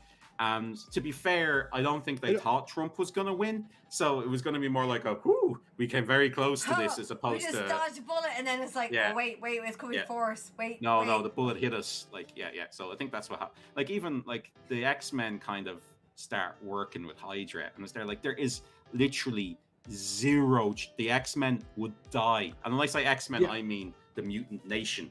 I don't mean like that was the whole point of the arc of it, was the whole wipeout of them anyway. Like Magneto obviously gets kidnapped and put into a concentration camp because Jesus Christ, like, but that's where this goes. Jesus. Yeah. And like when you think about it, even when you think about it, like when you introduce a weird retcon in comics, it ruins everything all the time. But even being Nazi ruins everything. Does, but I just want to see them bet. I just want to see the arc of the character being like, holy shit, that's really frightening. Like that twist, what if twist, and then kill it. I mean, in the end, like, Magneto does the right thing, the X-Men do the right thing, everyone beats Red Skull / Cap, evil Cap. Turns out the real Captain America isn't this character, and he's around and he leads the good guy. But like the damage, meandering. I'm not saying, like, I mean, I'm sure you're interested in Hydra Cap for another reason. That's just nothing I'm to do honestly not into those weirdos. No, I'm not accusing you. Again, Irish Catholic woman here. Already but like, no, I just want to see the twist, because I always find it so fascinating when there's an underlining horror to it. Like, I found it very interesting in the What If series with Killmonger's episode. You know what I mean? Because it felt like it was going. We all knew that was going to go to arc, but then it started going really rogue when it went towards the end of the season. So I was like, well, okay, like he could have an instant turn on like saving the universe and having some kind of a conscience, and then they just side us with like, no, he wants one power and he's gonna fuck up everyone. Like, I think it's going to go down as one of those. Like, they plot twisted for plot twisted reasons, and it just didn't. It's not what anybody ever wanted. Probably like they missed the plot twist and left the plot open, and then they're like, oh. Plot hole. What I want, if I want to see a plot twist, I want just characters that shouldn't be alive to be randomly showing up in different shows. Like that's, I think. Because they can't do that with Phil Coulson. That's been time and true. Vision, Wanda's kid. They'll eventually come around. We all know. Well, I'm talking. You see, I wanted to do it. I wanted to do it in a way of like, people are like, it's those two characters in the background, Wanda's kids, and like that. And I would love to do that. Just have things that are happening that shouldn't be possible, and there's just reality's been slightly twisted here and there. Just let the crazy people find these little clues. What's the name of the director? The director that did shit, I can't remember the movie, like Us or whatever. Like that dark kind of Black Mirror twisted horror side to it. K or P, one of the two. One of the lads. Jordan Peele. That's him. But that kind of Black Mirror, the Scary Door, Twilight Zone stuff. I would like to see it in that kind of aspect, or that kind of way of telling the story where it has that kind of mind twist. I see where you're going with it, and I'm going for that. That's the way I want it, in that kind of like surreal psychological horror kind of. Yeah, I love when I find YouTube videos like this shouldn't be possible in the story that we know today. And you're like, well, is this a clue or is this a production mistake? Like that's I like that sort of thing, and I hope they do more of like that. in Moonlight, where they had like way to do it. That one scene where they're running through in Egypt, and it looked like the camera was still in view, filming him running down, and people are like, "Is this the actor in the actual series itself being filmed, or is this a production mistake?" Yeah, you know, I love stuff like that. Yeah, I like that you can't really tell, but I just don't want to find out that in the end they did have Starbucks back then for Game of Thrones. Like, it's not gonna work for me. It's not gonna work. Anyway. Because I was thinking after Doctor Strange, I'm like, is this like the end of Wanda for a while, or what's gonna happen? But in my head, I'm like, the girl got a contract for the next 7 years. I think we're gonna get. I also think we're way closer to Young Avengers than that to cut her out for a long period of time. Yeah, true. I think that's especially now with this Miss Marvel show starting. Young Avengers is money. I've been watching a few interviews with Jerome Olsen, and she has been like dropping things left, right, and center a little bit. Like she was talking about the whole like House of M stuff as well during the tour of fucking Doctor Strange. God, I love Doctor Strange Mom, and during Mom. But like, yeah, that's the thing I'm wondering about. Is it going to be the arc of the actual like House of M comics itself? Because they're seeing so many drops of it. Is it House of M or is it Children's Crusade? That would be a great way to introduce the Young Avengers. Like her kids start looking for Wanda and get the other. Oh, I have read that. I would like to go for that angle instead of her look for her kids. Yeah, I'd actually think that'd be a better idea. Just introduce Billy and Tommy as teenagers. They can still do that. They can still do that now because they already used up that. Where do we come from? Yeah. And they're trying to find their mom to figure out what's going on. Like. That makes sense for the whole psychological call out, like calling her to help us. You know, the psychological. Maybe they're locked up somewhere. Maybe stuck with Mephisto. Not the bees. Okay. Well, the actual villain in that story is Doctor Doom, but I can't see them doing that. No, I don't see that happening. This is maybe really cynical. There's a really good gay couple in Young Avengers that I think they'll want to do. Yeah. Who? Gay couple. Yeah. It's one of Billy and or Tommy and Hulkling. Yeah. Oh. I think it's Wiccan. It's Tommy? I don't know which one's which. Neither do I. Keep forgetting. To me, they're Wiccan and Speed. That's yeah. And it's Wiccan and Hulkling, right? Yeah, Wiccan and Hulkling are like a and really Hulkling big will gay probably couple. show up in Secret Invasion. Yeah, absolutely. Yeah. That'd be interesting. Because he's actually spoiler. He's actually a Skrull Kree crossbreed. That's his deal. Oh, he's so cool. And he's so powerful. He's ridiculously strong.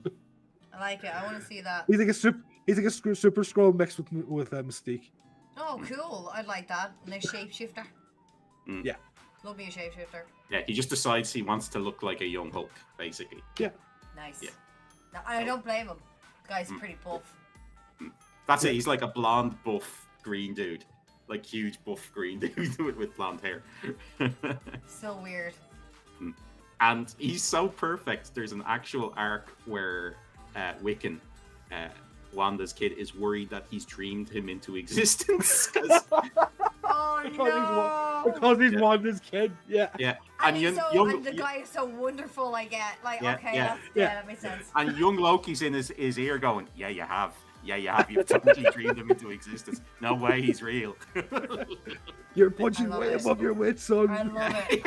Because to be honest with you, when you start, if you do find someone, or if you want people out there, I feel like I have. Well, he tells me all the time. I've obviously upgraded to a Swedish man from a Danish man. If you don't know the story, this is here. But yeah, it kind of I understand that. Like some days you wake up in disbelief and you're like, oh my god, this can't be for real. So it's even funnier that now you're a superhero, because it could be a case of, well, shit, that actually could be a possibility. I have the same powers as the Scarlet Witch. I literally could have just dreamed this guy into existence. Did I just make this shit up? I genuinely, I swear to God, Young Avengers is such a fun team with a really good dynamic and great characters. I just want that to be done well. Oh, I can't wait for it. I will, sit there, bed breath, Sorry, I'll stop.